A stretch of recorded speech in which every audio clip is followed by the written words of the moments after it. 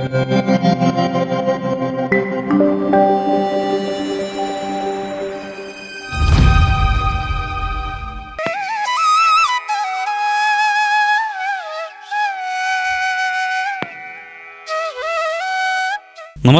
News डंकामध्ये मी महेश विचारे आपल्या सगळ्यांचं मनपूर्वक स्वागत करतो.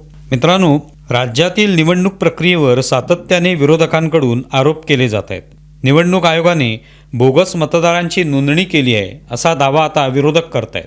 एवढंच नव्हे तर मनसे प्रमुख राज ठाकरे यांनी 96 लाख बोगस मतदार असल्याचं म्हटलंय, तर संजय राऊत यांनी 1 कोटी बोगस मतदार असल्याचा आकडा दिलाय.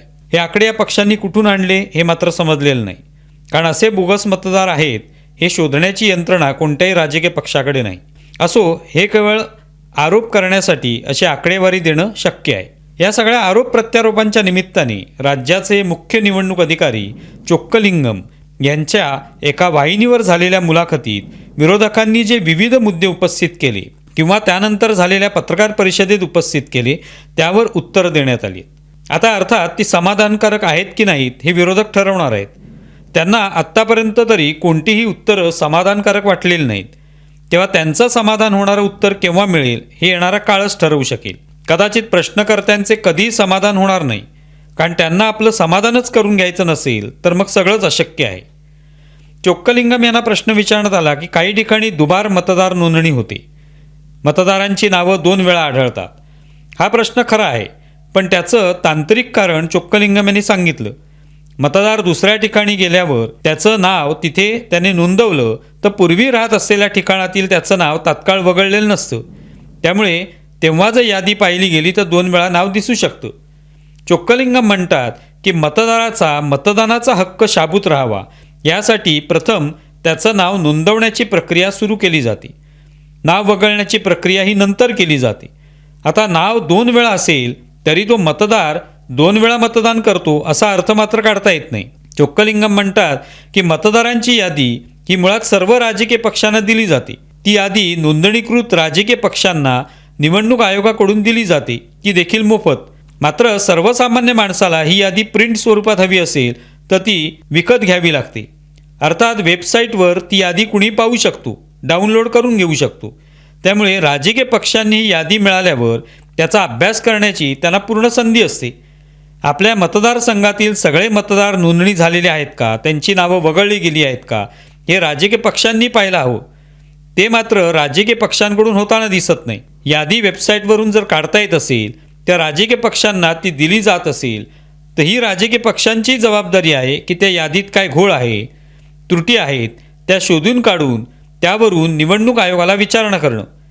पण राजकीय पक्ष त्या बाबतीत ठोस पावलं उचलत नाहीत असाच त्याचा अर्थ आहे. सगळे लपून छपून चालले आहे असे जेव्हा राजकीय पक्ष म्हणतात तेव्हा त्यांचा हा दावा हास्यास्पद ठरतो. त्यांनी या याद्यांवर काम करायला हवं.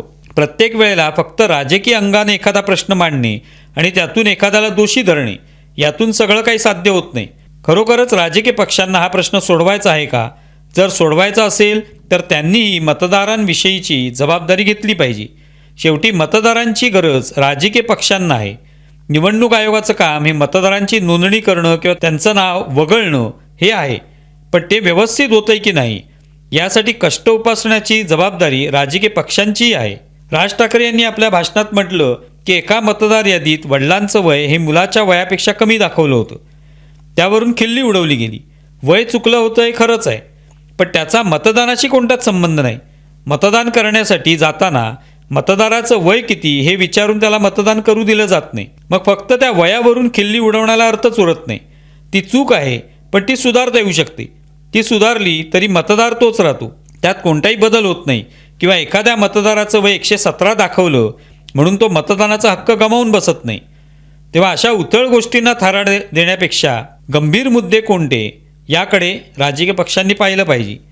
राज ठाकरे यांनी आत्ताच जो मेळावा घेतला तो मतदार यादी प्रमुखांचा मेळावा होता. म्हणजेच त्या कार्यकर्त्यांकडे मतदार याद्या तपासण्याची, त्याचा आढावा घेण्याची, त्यातल्या त्रुटी शोधण्याची जबाबदारी असणार. हेच खूप महत्त्वाचं आहे. राजकीय पक्षांची यंत्रणा ही या कामासाठी वापरली गेली पाहिजे. आपण ज्या मतदारांकडून मतांची अपेक्षा ठेवतो त्यांची नावं त्या यादीत आहेत की नाहीत, त्यात काही दोष आहेत का, त्रुटी आहेत का, हे पाहणं राजकीय पक्षांची जबाबदारी नाही का? त्यामुळे निवडणूक आयोगाविरुद्ध आंदोलन केल्यामुळे फार फार तर काही काळ प्रसिद्धी मिळण्यापलीकडे काही होणार नाही. कारण निवडणूक आयोग हा त्या मोर्चाला सामोरा जाणार नाही की मोर्चावर कोणतेही भाष्य करणार नाही. पण निवडणूक आयोग सगळे बोगस करतो आहे असे आरोप करून राजकीय पक्षांना काही फायदा मिळवायचा असेल तर त्यातून काय फायदा होईल हे त्यांना आगामी निवडणुकात दिसेलच. चोक्कलिंगम म्हणाले की निवडणूक यंत्रणा, राजकीय पक्ष आणि नागरिक अशा सगळ्यांच्या एकत्र प्रयत्नातून निवडणूक प्रक्रिया सुलभ होऊ शकते. मतदार यादीत नाव नाही हे काही लोकांना मतदानाला गेल्यावर लक्षात येतं. याचा अर्थ त्यांनी आपलं नाव त्यात आहे की नाही किंवा त्यात काही चूक आहे का याकडे पाहिलेलं नसतं. राजकीय पक्ष देखील त्याबाबत दिरंगाई दाखवतात. मतदान झालं, जय पराजय स्पष्ट झाला की मग मात्र सगळं कसं बोगस होतं असा आरोप केला जातो. मतदारांची संख्या अचानक वाढली या आरोपालाही अर्थ राहिलेला नाही. कारण मतदारांची संख्या ही प्रत्येक निवडणुकीला वाढलेली असते. ती अमुक एखाद्या पक्षाचं सरकार आहे त्यावेळीच वाढली असं अजिबात नाही. पण एक चांगलं झालं की या निमित्ताने मतदार याद्या तपासण्याची, त्यावर लक्ष ठेवण्याची गरज किती आहे हे राजकीय पक्षांनाच समजले. ही जागरूकता हवी आहे.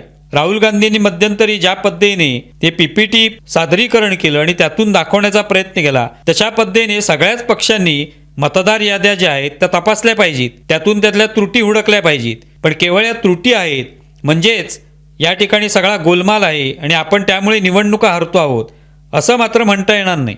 निवडणूक ही केवळ काही पक्षांमधला संघर्ष नसून तो मतदार, राजकीय पक्ष यांच्या जागरूकतेचाही आहे.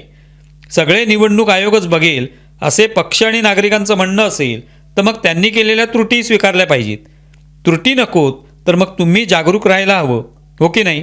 तुम्हाला व्हिडिओ कसा वाटलाय जरूर कळवा. आमचा व्हिडिओ जास्तीत जास्त लाईक करा, शेअर करा आणि आमचं यूट्यूब चॅनल सबस्क्राईब करा. धन्यवाद.